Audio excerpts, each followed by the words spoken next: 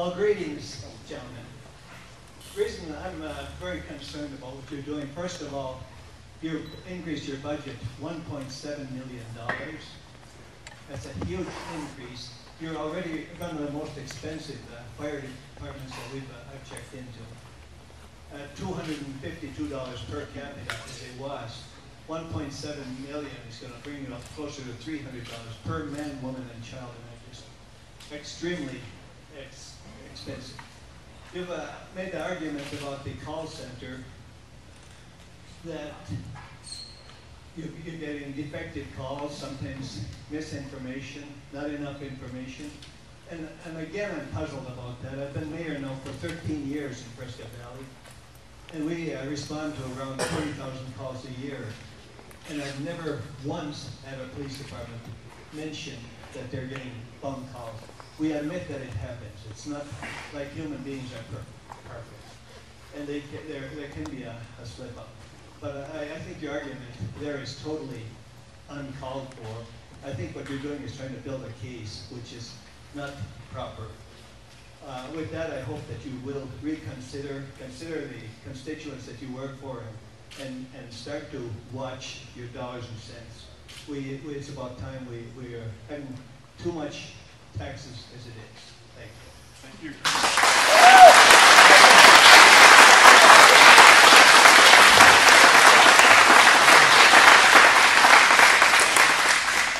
Your remarks?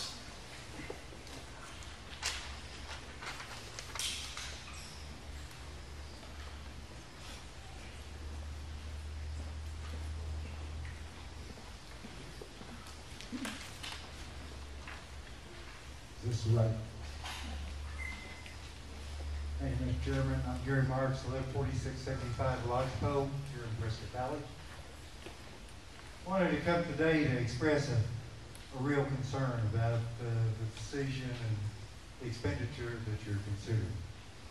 I have the pleasure of working at the Economic Development Foundation here in Prescott Valley. Part of our job is to try to recruit, bring new business, new industry, at the same time of keeping the ones that we have that's in business here right now. Every time that there is a tax increase that's seen by prospective companies, we move farther down on the list as a potential for them to locate in our community, create the jobs, and make the capital investment, which basically drives much of our local economy. When we lose jobs, we lose capital investment. We're not able to replace those with new jobs, new capital investment. We have all seen our evaluations do this, and the tax rates go like this. Costs continue to go up. New business, new industry, they have too many options to go someplace else. And looking at some of the planning and discussion, I don't know if the strategic plan is dated 2010 through 13. Has this been rewritten? Because the reason I ask is within the strategic plan, I see nothing about this center being replaced or what's going on. Out to 2013. I don't find it in here any place. If somebody could help me find that. So it sounds like the strategic plan that's been laid out would not be followed. And that in your mission statement, it specifically says in there to consider matters while remaining financially responsible. That's a mission statement. The values within your strategic plan says we believe in open communication and mutually beneficial partnerships with neighboring fire agencies and communities, breaking away from a partnership that's already existent with additional costs. Again, I just have to say it seems to go totally against what was laid out in your strategic plan 2010-2013. When I look at the demographic makeup and the ratepayers, if you will, or the taxpayers to support our fire district, large part of them are right here. majority we have here. I don't know that it's a wise thing to do when there are partnerships out there and the ability, if we take and run a double or triple our operational cost of doing something. Quite honestly, I can't see that's fiduciary responsibility of this board to see that any errors or problems are taken care of. Not to go out and create an additional financial burden for the taxpayers of this community. And trying to fill new jobs, bring new companies, doing something like this makes our job that much harder. It puts us farther down on the list of being competitive and trying to attract those things to our community. So I request that you reconsider, take this. I didn't go into the part about open communication and transparency, but I have to say it looks totally non-transparent.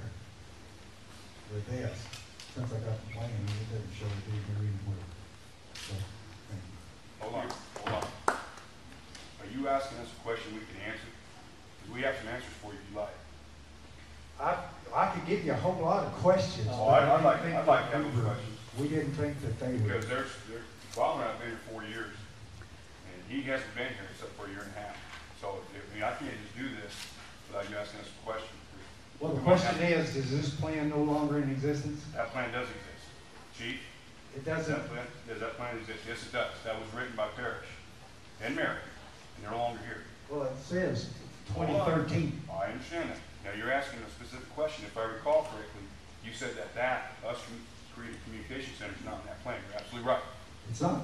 But we have some instances that occurred with PRCC that he's trying to address, and we're getting information from our liaison, which is our chief, about making these decisions. Now, this may not be the right form for us to get in all these really fine details, but if we're talking about customer service, we're talking about response times, we're talking about firefighter safety, those things play a big role for this community, and we are part of this community. So, this is not just some off-the-wall, hey, this is what we're going to do all of a sudden, okay? This has been something that there's a track record that we've gone off of that has been brought up to us about some issues that have to be dealt with for our fire guys out there to deliver service to you folks here and myself. So those decisions aren't just hastily made. And the way I understand it, correct me if I'm wrong, Chief, this should not affect our taxes at all. Period. Hold on, hey, hold on. Hold on, cowboy, because I heard you running. If you've got all the answers, bring it on in. Okay? I'm serious. Absolutely. First of all, I don't think that that's part of the open meeting law. Which is true, but I would like to have some things questioned in. I missed the last meeting. How's that work? Well, I know. But we probably wouldn't be here today if it wasn't for that. oh well, I wish that was the case, but that's not the case. Let's back off. But seriously though, Back it up. okay, hold on though. Is this going to come out of the capital or contingency, right? So it doesn't affect taxes. That's what I was told. Capital improvement. It's not just the capital improvement, it's going to be the operational piece of that, which is going to be expense from now on.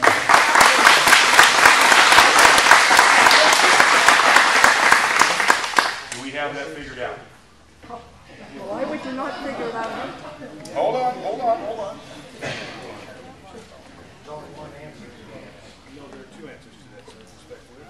If we're able to bring partners on, we can lower our costs. I understand what you're saying, and I agree with that. And you're right. So that means there's some more planning has to be done. But that doesn't mean we're going to make a decision hastily. But we do have to do things to make sure our guys are safe and make sure to deliver the service that you guys are paying for, that you guys need. So this is not just a black and white issue. There are things that have to be thought out. And the issue of transparency. Yeah, I totally agree with that. Hey, I dealt with last chief with no transparency, okay? So, Tony, let's call it. well, hey, I'm not afraid to be transparent, folks. I have no qualms. If anybody has any questions for me after this, please enlighten me and I will enlighten you.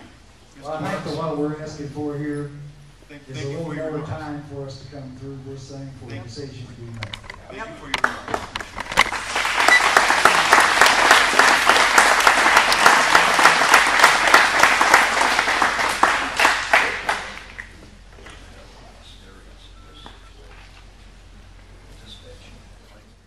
to them, and that can financially affect them and their community.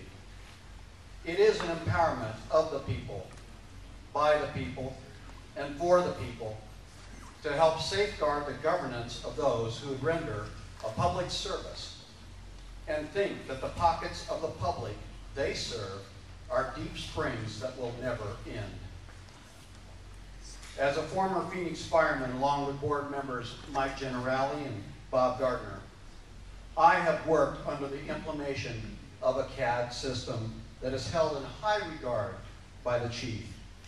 I will hearken back to our days of working under this highly esteemed CAD system and bear witness to the many false calls or bad addresses that we responded to. It is a system that involves human beings working under extremely stress-filled moments as people attempt to relate information to other people to the best of their abilities. The reason I am stressing the significance of people is that we are focusing on the purchase of equipment and falsely thinking that some computer program is going to cause a lesser effect on false information being given and received between human beings. It wasn't true in the Phoenix department, and I predict it won't happen here. Last Tuesday afternoon, we met together with others who not only worked under the PRCC agreement, but also who shoulder the responsibility of the center's dispatch capabilities. Chairman Range, Chief, you adeptly stated your displeasures with the current system and the areas of improvement that you felt could be made. Your comments were duly noted, and action items were agreed upon to address your displeasures. The atmosphere in the room, though tense at first, kind of like this one, seemed to be moving toward an amicable solution to bettering the already established regional communications center. All of the newly established chiefs of their respective departments, chiefs of the Prescott Police Department, interim chief of the Fire Department, Prescott Valley Police Department, and Prescott Valley Fire Department had all agreed that forming an executive committee made up of the same and the other departments in that regional dispatch could bring remedy to these said displeasures. It seemed as though a mutual accord had been constructed until Chairman Range sucked the air out of the room with his comment that he didn't feel satisfied by the meeting. To tell you that his personal feelings rocked the room would be an understatement, but they were respectfully noted. An hour and a half of healthy communication with action items set between the chiefs as a mutually agreed upon way to address the displeasures in the current system, which, by the way, already have FCC and 911 emergency requirements established, were clearly thrown to the ground by Chairman Range's feelings. I believe by the attitude displayed before the leaders of similar departments that the same attitude will be displayed here today. As you would not sit down in good faith and accept the terms of fixing the established communication system that you lack cooperation with by not installing ADL systems on your fire apparatus to give you the closest unit response, which seems to be one of the pet peeves. I believe you're not sitting here before the public that you serve in good faith to hear from them how they feel. And it is undoubtedly feelings that are going to make or have already made the decision that you are going to render here today. Gentlemen, it is all about character and reputation, which up to now Cyfd has worked hard to maintain in the public eye. You can agree to fix what is broken or spend taxpayers' money on a dream. Again, it is all about character and reputation. Will yours be respected by the citizens you vowed to represent? Or will you serve your own embedded desires and feelings?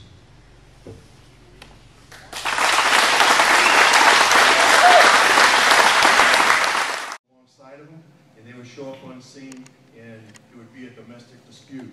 So we're talking safety issues with firefighters and also safety issues with the public.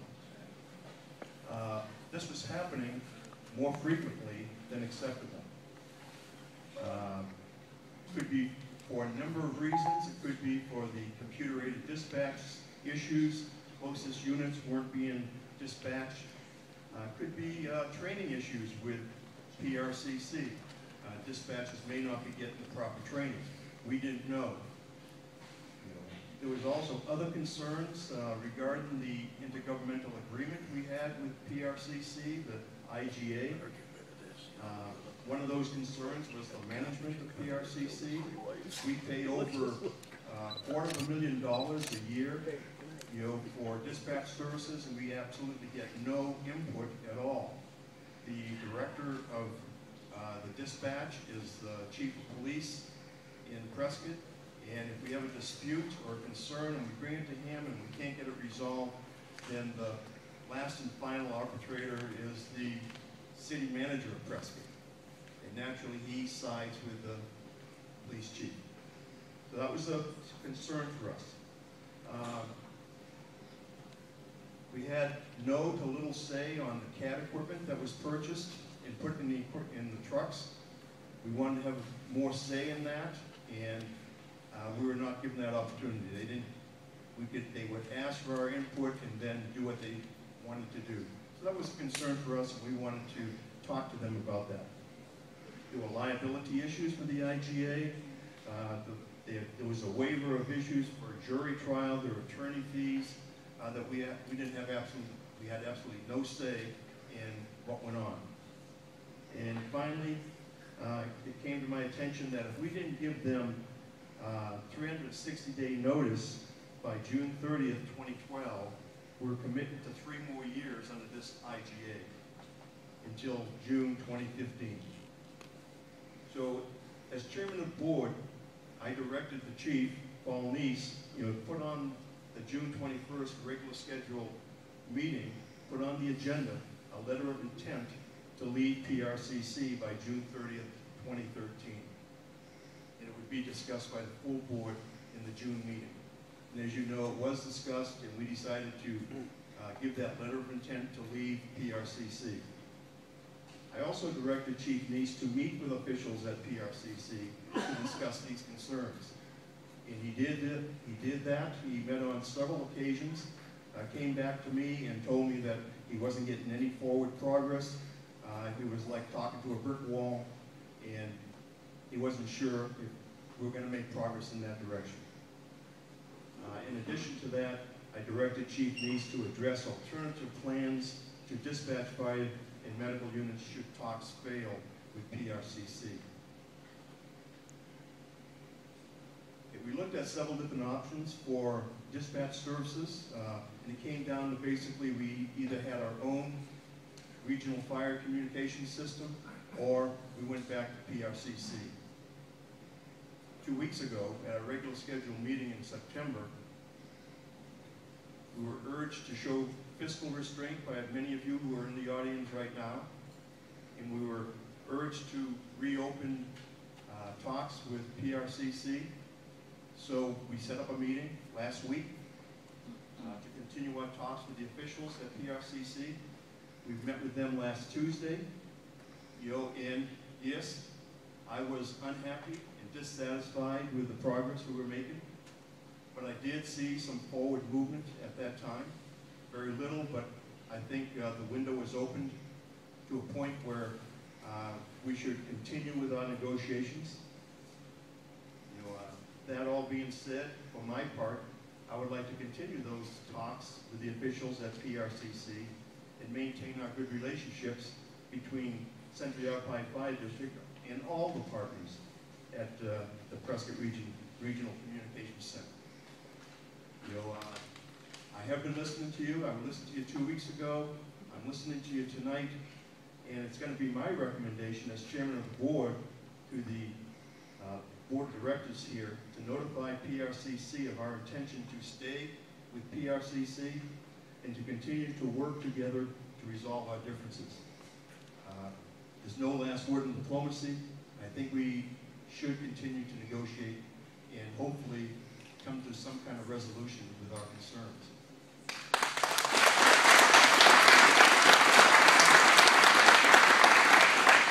With that, I'd like to turn it over to Director Bob Gardner.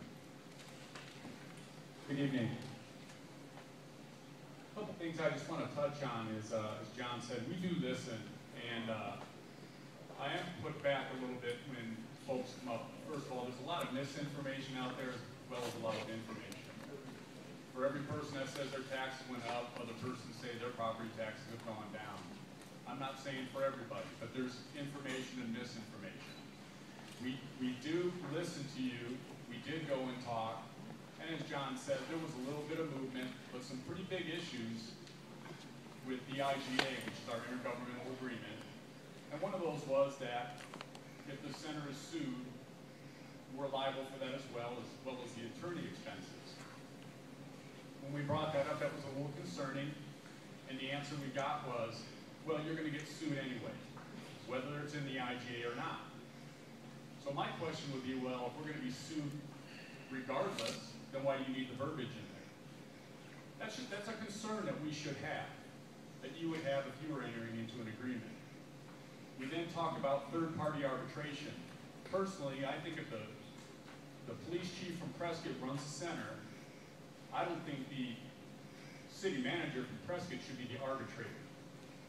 I think that's a reasonable request. When we asked that, we got a stare. They didn't say yes, they didn't say no, they just stared at us. My guess is that meant no.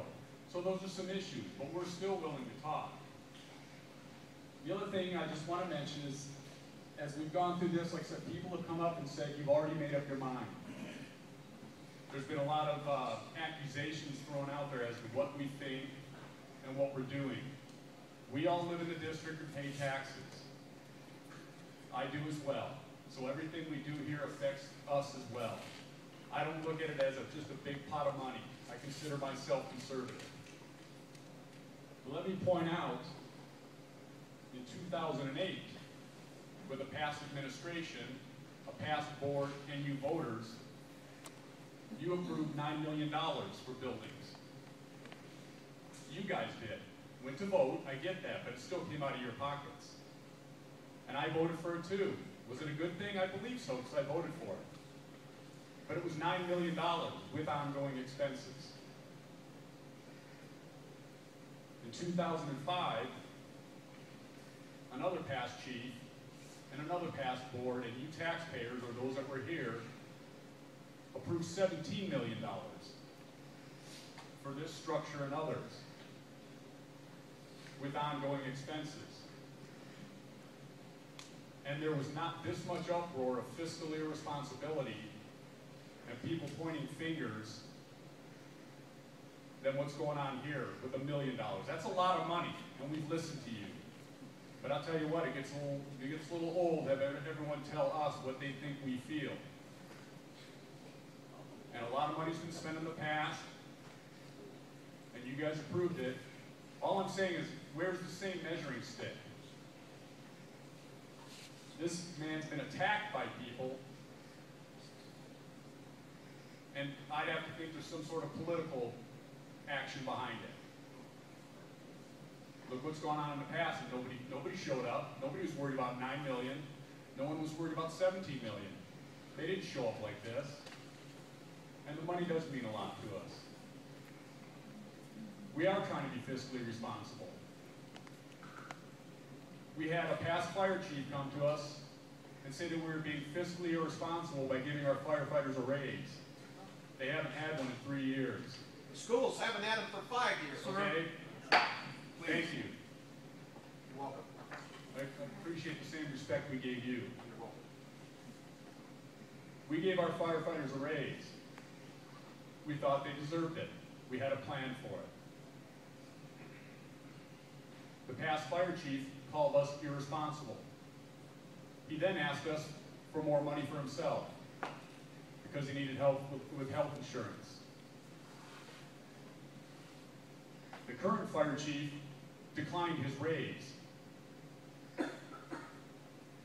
Nobody said anything about that, but they keep pointing the finger at him. We didn't have our mind made up, and we may have had our mind made up somewhat other than you think. So this is just my time to say, I've been put a little bit back. This board has been nothing but respectful, sitting here and listening to all of you. We've listened and we've heard, and we're part of this. We pay taxes as well. Thank you.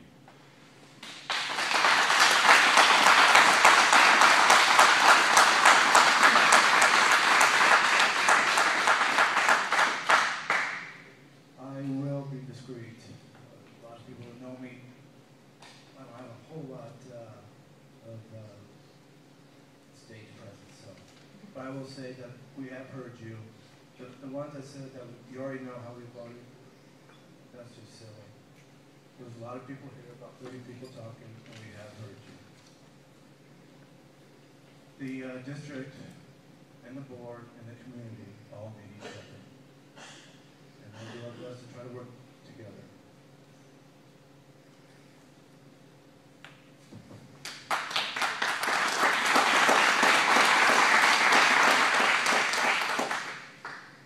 My name is Bob Page. My name is Bob Page. And I took a little affront when people told me, stood there at the podium and said, you've already made up your mind, I can see that. Nobody knows that. And we don't make up our mind because of somebody else's statement. It just doesn't work that way. I'm one of the people that are up for re-election, and I want to tell you right now that I do not make a decision based on my political longevity.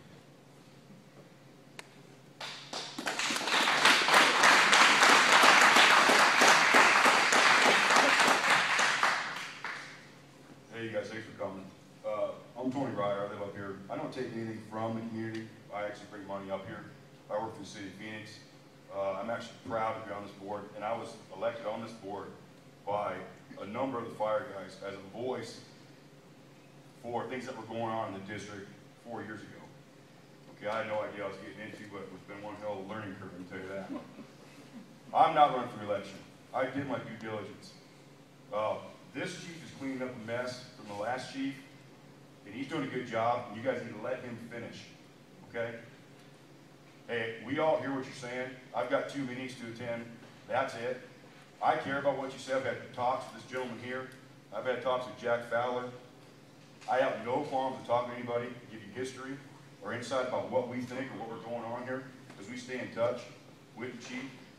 But we only base our decisions on the facts that we are given and the information given from other agencies and the guys on the floor.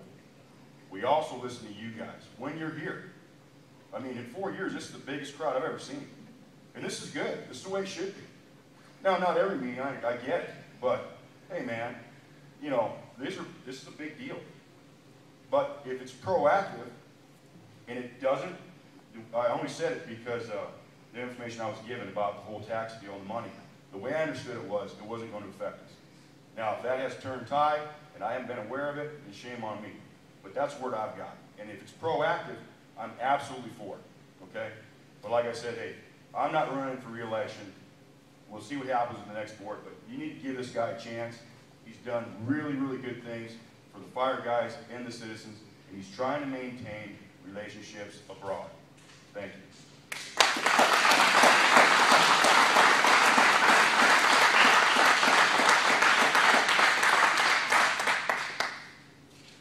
Okay, it's time to move on in the agenda. On item 4B, that's to move, I need a motion to review and approve the agreement for purchase of an information management system, associated products and services, which include annual maintenance and related fees, authorizing the purchase of a computer-aided dispatch system and a records management system and related software items to be purchased, using previously budgeted funds and staff and software and non-budgeted capital reserve funds, all for the Communications Dispatch Center. Do I have a motion? I move that we put this on hold. That's not the motion. I need a motion to either go forward with this. Oh, he can table it. Not the way that he mentioned. No, there can be a no motion made, but just Right, correct. let it run the course, please. There can be a motion for this or not a motion for this, and then if we don't have a motion for this, we can move to table it. So what I need is a motion for this particular item on 4B. Do I have a motion? There's no motion. In that case, this item is defeated by lack of a motion. Moving on to item number 4C, review and approve the purchase of infrastructure equipment for the Communications Dispatch Center to be purchased using non-budgeted capital reserve funds in the amount of $493,632. Do I have a motion for this?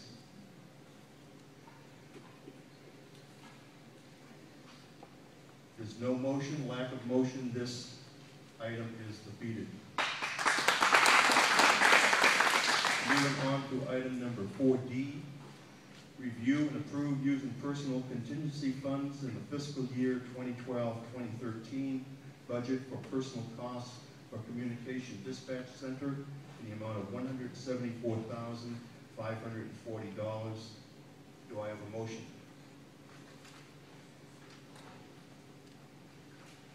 There's no motion on the floor, lack of motion, this item is defeated. Moving on to item number 4E.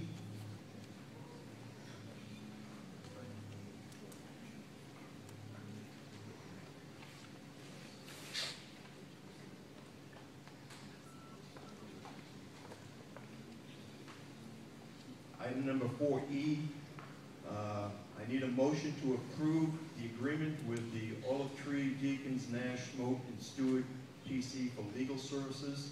Do I have a motion for that? I have a motion. Do I have a second? Second. Any discussion? All those in favor say aye. Aye. Opposed? That motion carries. And that is the last item on the agenda. I want to thank you all again for being here. I know you take time out of your busy days to be here, and the board appreciates it. They really did listen.